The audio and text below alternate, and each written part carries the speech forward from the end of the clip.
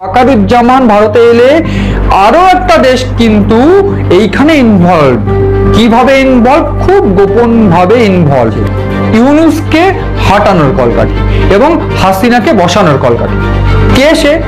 তুরস্ক। অবাক হচ্ছেন তো? আওয়ামী লীগ কিন্তু ভয়ঙ্কর রূপে ফিরে আসছে, আর আওয়ামী লীগ ফিরলে যে আরো ভয়ঙ্কর রূপে ফিরবে এটা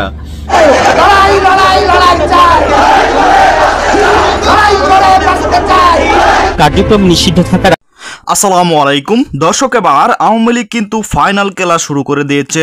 এবার ভয়ঙ্কর রূপে আওয়ামী লীগ ফেরার ইঙ্গিত পাওয়া যাচ্ছে। ইতিমধ্যে সেনাপ্রধান ওয়াকারুজ্জামান ভারতে সফরে যাচ্ছেন। সে ভারত সফরকে কেন্দ্র করে এবার সেখানে উপস্থিত থাকবেন তুরস্কের সেনাপ্রধান, এমনকি ভারতের সেনাপ্রধান। কি হতে যাচ্ছে সেখানে দর্শক বিস্তৃত দেখতে পারবেন এই ভিডিওতে।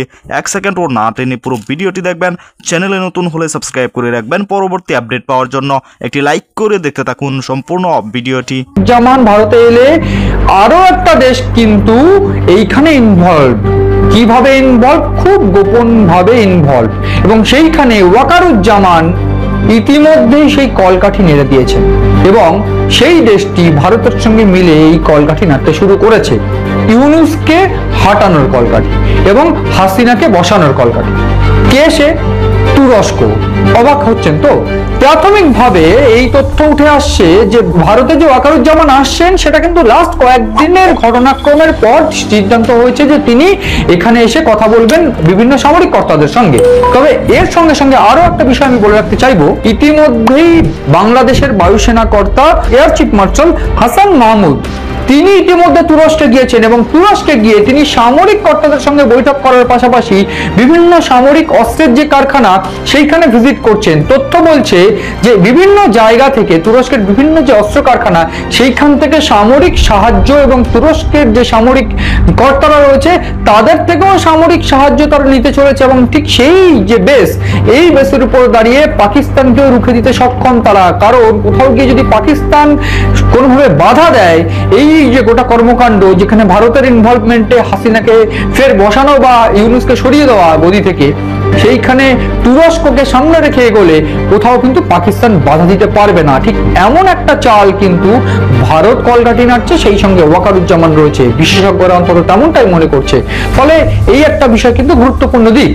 আরো যে বিষয়টা আমি জানাবো আপনাদের, একটা স্ট্র্যাটেজিক মুভ হতে পারে এইরকম যে পাকিস্তান যখন বাংলাদেশকে সঙ্গে নিয়ে সেভেন সিস্টার্সকে টার্গেট করার চেষ্টা করলো, ঠিক তখন ভারত মায়ানমারকে গিয়ে বাংলাদেশকে ঘিরে ফেললো। ফলে এইটা পরিষ্কার হয়ে গিয়েছিল যে কোনোভাবে আমেরিকা বা পাকিস্তান ভারতের সঙ্গে সংঘাতে গেলেও বাংলাদেশকে জড়াতে পারবে না, যাতে সেভেন সিস্টার অ্যাটাক হতে পারে বা সেভেন সিস্টার সমস্যার মুখে পড়তে পারে। এবং সেই জায়গায় ভারতীয় বায়ুসেনারা কিন্তু সেটা আটকে দেয়। এবং তার পাশাপাশি চীন এই দুটো দেশ বা পাকিস্তান বাংলাদেশের উপর সহায় থাকলেও এই মুহূর্তে দাঁড়িয়ে তিনি কিন্তু সহায় নেই বা চীন কিন্তু সহায় নেই। অন্যদিকে মোহাম্মদ ইউনূস তিনি আমেরিকায় গিয়ে নিউ ইয়র্কে গিয়ে ভারত সম্পর্কে যে বিদ্বেষী মন্তব্য তিনি করে এসেছেন যে বাংলাদেশ হিন্দুদের জন্য সুরক্ষিত বা বাংলাদেশের যে বিষয়টা তিনি তুলে ধরেছেন যে বাংলাদেশ খুব ভালো রাষ্ট্র, কোনোভাবেই সংঘাত নেই সেখানে, যদিও তিনি ভুলে গিয়েছেন বা তিনি বলতে ভুলে গিয়েছেন। তারপর থেকে রীতিমতো আন্তর্জাতিক চাপের মুখে তিনি পড়েছেন। তার কারণ গোটা বিশ্বে সেই জুলাই, অগস্ট, সেপ্টেম্বর মাস থেকেই বাংলাদেশের সাধারণ মানুষকে যাতে না বেরোয় এরকম নির্দেশ দেওয়া হয়েছিল।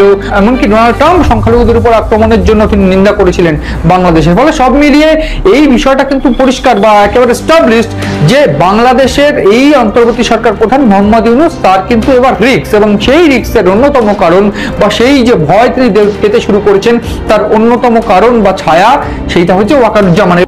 আওয়ামী লীগ কিন্তু ভয়ঙ্কর রূপে ফিরে আসছে, আর আওয়ামী লীগ ফিরলে যে আরো ভয়ঙ্কর রূপে ফিরবে এটা আমার থেকে মনে হয় আমাদের সরকারে যারা আছেন অথবা এনসিপিতে যারা আছেন, জামাতে যারা আছেন, অনেকেই ভয় টয় পাচ্ছেন যে আওয়ামী লীগ ফিরলে পরিণতি কি হবে। রাশেদ টাশেদ যারা আছে, তো আমার মনে হচ্ছে বিএনপির ওরকম কিছু হবে না, জামাতের হবে না, এনসিপি হয়তো একটা বড় ধাক্কা খাবে, অথবা মেটিকুলাস ডিজাইন যারা করছেন আওয়ামী লীগের এটার প্রতিশোধ নেবে। এটা কিন্তু বাস্তব। আর এই কারণেই আওয়ামী লীগের বিরুদ্ধে ধরেন এই মুহূর্তে আমি আজকে নিউজটা দিছিলাম যে দল হিসাবে আওয়ামী লীগের বিচার করে আওয়ামী লীগকে রাষ্ট্রীয়ভাবে মানে আইনের মাধ্যমে নিষিদ্ধ করার কিন্তু যে কার্যক্রম ওই কোন একটা দল আইসা অভিযোগ করছে সেটার বিরুদ্ধে সরকার শুরু করে দিচ্ছে, মানে আদালত থেকে এটার কার্যক্রম চলছে। এই অবস্থায় গেল কয়েক মাস ধরে সারা বাংলাদেশে নির্বাচনের আগ মুহূর্তে আওয়ামী লীগের যেমন ঝটিকা মিছিল বাড়ছে, প্রশাসনেরও কিন্তু ধরপাকড় বেড়ছে। প্রত্যেক এলাকায় এটা নীরব একটা ধরপাকড় চলতেছে। সিলেটের এক অডিও তো শুনছেনই যে প্রত্যেক থানায় দুজন করে প্রতিদিন আওয়ামী লীগ ধরতে হবে। তো এখন অনেকেই ধরা খাচ্ছেন, অপরাধী যারা তারাও খাচ্ছেন, আবার অনেকের নামে মিথ্যা মামলা টামলা হয়েছে তারাও খাচ্ছেন। তো এই অভিযানটা যখন চলমান, এর মাঝখানে আওয়ামী লীগ আরেকটা জিনিস পুলিশের জন্য বার্তা তৈরি করে ফেলছে। তবে এটা খারাপ বার্তা তৈরি করছে। আমি বরাবরই বলি, একজনকে হয়তো আপনি সাময়িক নিয়ে যেতে পারবেন, পরবর্তী সময় কপালে কিন্তু 10 জনের দুঃখ আসবে। ঘটনার প্রেক্ষাপট হচ্ছে বগুড়ায় পুলিশের উপর হামলা চালিয়ে রিজাকুল রহমান রাজু নামক একজন আওয়ামী লীগ নেতাকে হাতকড়া সহ পুলিশের কাছ থেকে ছিনিয়ে নিয়ে গেছে। মানে কারা কারা ছিনিয়ে নিছে আসেন। শনিবার রাত 8টার দিকে শিবগঞ্জ উপজেলার ভোলাখার চক মহল্লায় এই ঘটনাটা ঘটছে। বিষয়টি নিশ্চিত করেছে শিবগঞ্জ থানার ভারপ্রাপ্ত কর্মকর্তা ওসি শাহিন ভাই। তিনি বলছেন, আওয়ামী লীগ নেতা রাজুর হাতে হাতকড়া পরা ছিল, তার বিরুদ্ধে মামলা আছে, তাকে গ্রেপ্তার করছে।